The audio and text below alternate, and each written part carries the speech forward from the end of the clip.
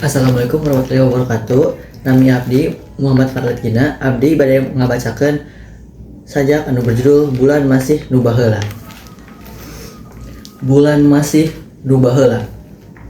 Karya Rijal Sabda. Karasa ayeuna mah yan lalampahan teh geus natrat. Kajeung di pengkolan.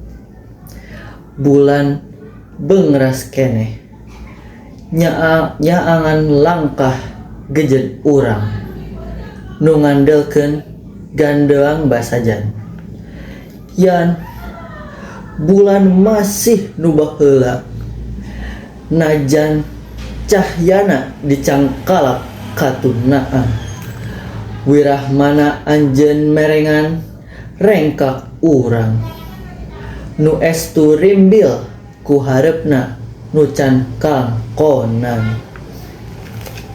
Hatur nuhun. Assalamualaikum warahmatullahi wabarakatuh.